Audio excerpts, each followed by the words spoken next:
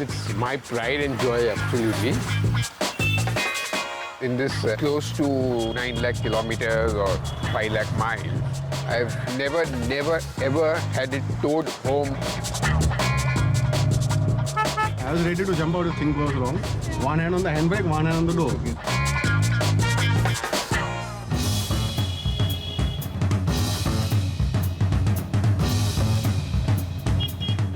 This is the story of a beloved 66-year-old Fiat 1100 Elegant passed down from grandfather to son to grandson, and it's clocked 900,000, or as they say in India, 9 lakh kilometers. I have inherited it from my father. It's been with us in the family right from inception. It's a regular use car, so you don't have to worry about things not working because not used for a long period of time or anything.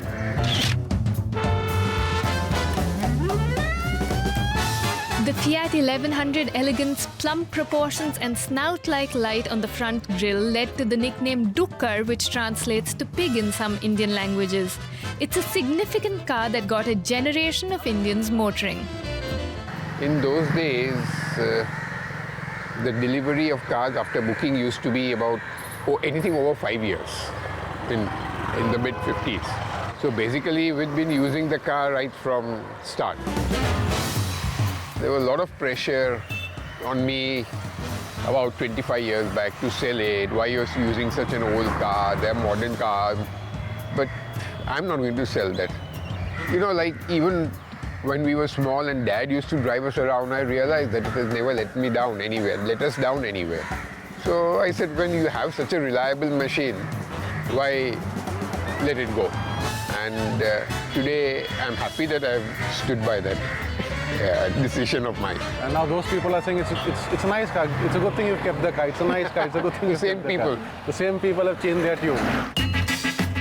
While the car is the apple of Fram's eye, that doesn't stop them from treating it like a regular workhorse. Their records show the car as having clocked 900,000 kilometers until 1991, after which they stopped keeping track. We've done about close to 9 lakh kilometers in this. We maintain a logbook for whatever work is done on the car. This was somewhere in March 1974. We take it anywhere all the time. It doesn't require any special attention before I take her on a trip. If I decide to go to Goa, I just go to the pump, fill it up, and drive off. If I have to go to Ahmedabad or Gujarat or anywhere, I just go to the pump, fill it up, and go off. In this close to 9 lakh kilometers or 5 lakh miles, I've never, ever had it towed home. And they've had some memorable journeys in it, like when the luggage carrier came loose on a road trip. How many people used to sit in the car in those days? 6, 7? Yeah, and we were 6 of us. So, yeah, and somewhere along the way, we saw that the carrier had literally shifted off from its place. My dad tried to straighten it, but we couldn't the way. One person sitting on this side, on the rear right side, holding the carrier. The person in front on the left side holding the carrier, and we are going along. So the last 40 miles, the carrier was not clamped on the car as such, but held by two powerful hands on two sides. There have also been road trips with slightly hairier experiences, like on a downhill stretch between Mumbai and Goa. Just before Amboli Ghat started, I pressed the brakes and the pedal just goes flat in. I go, okay, I don't tell him anything. Then I drive a bit more and I press the brake again, the pedal just goes in, and I tell him, I think we have no brakes. He says, okay, we'll go down on engine braking, on gear. Fair enough. So 3 turns in and my downshifting wasn't perfect. So he says, you're going to screw up my gearbox and you're going very slow. I said, we are going slow because we have no brakes. Well, that's no excuse. So we switched over. So I was sitting there, one hand on the door handle. I was ready to jump out. Survival is the key. I was ready to jump out if thing goes wrong. One hand on the handbrake, one hand on the door. Fortunately for them, the little Fiat simplicity proved to be a boon. And after we finished the Ghat, found out what the issue was and we just blanked off one brake. So then we continued the journey on 3 brakes, which I don't think you can do in cars today. It's very simple. It's very logical in a way. Perhaps it's BML 8684's simplicity that's been key in converting the father-son duo into avid petrol heads. After all, it's the car in which they learned to drive. I did learn in this car. I think even he did. I also learned on this car. So I learned on this one. And it's this very car that helped them hone their mechanical skills. I have done a lot of tinkering on this in my college days. Yeah, and then something absolutely unique, I dare say I have done is I had converted this car into a 2-pedal drive. That means no clutch. Okay. And that was all done by fabricating things here in roadside workshops in Mumbai. And there was a whole complex system I had put up. But then local laws don't allow any conversion. So it was an experiment. After that, it's gone out of the window. There have been other more permanent experiments. This is the original air filter. Huh? Now this is what came with the car. Okay? Then Fiat in those days used to make a heavy-duty air filter for the cars used in dustier conditions like deserts in Africa. So I got this one from Italy. Or if I feel that I am not getting the correct element, then I just remove this. In the dicky, I have a hose pipe that goes and connects into this. Now this is very rare. Whomever I show it to, nobody realizes that Fiat made something like this. Here. Well, that heavy-duty air filter might be a rarity, but so is the Fiat 1100. Once the most popular car on Indian streets, now it's a hard-to-spot machine that's joined the class of affordable classics.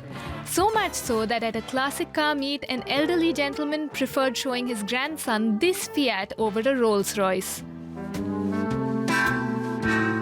So he said those cars, first of all, we didn't see many of them when we were growing up. But those are good cars to, look at. But this car invokes a sense of nostalgia because we grew up in cars like this. We grew up seeing cars like this. And suddenly you don't see them and then you see one on the road.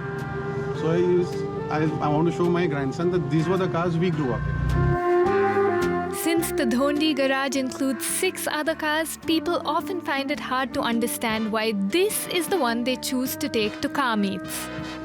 It's unbelievable. This is all this time we were thinking that why is this chap coming with a Fiat when we have got all these other cars here. That's been my love, and so I've been coming in. He says, now I realize why it's your love. To Fram and Anosh, it isn't important that the car remains stock. The fuel cap isn't where it is supposed to be. So we just taken it inside. But the good thing is it's given the car a very clean shape. But it is important to preserve the car's character. But there's an aerial, and that's not stock. It didn't come with the sunshade, but that is what was done. It is here like with the two-tone color. It's not an original color. It originally came black. But I think very early on, Grandad changed it to this two-tone. So as far as I'm concerned, this is the car. I'm not going to change the color because it's like changing the personality of the car. And it's important that the car meets their exacting mechanical standards. When you brake, the brake bite has to be correct. When you start, it has to start in half a crank. See, this is how it started. No more heavy cranking. Certainly impressive for a 66-year-old machine with 900,000 kilometers on the odo.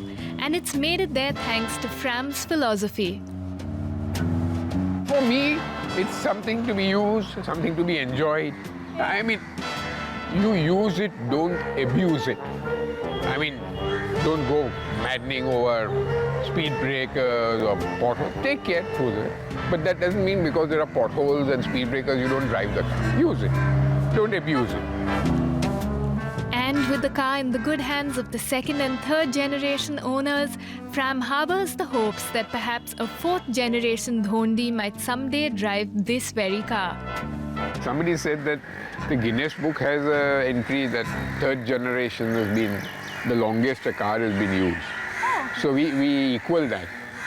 But if there was a fourth generation, possibly, if that fact was true, then possibly we could have been in. I don't know. But these are stories that people talk about. Well, fourth generation or not, this Fiat 1100 still occupies top spot in Fram's heart. It's my pride and joy, absolutely.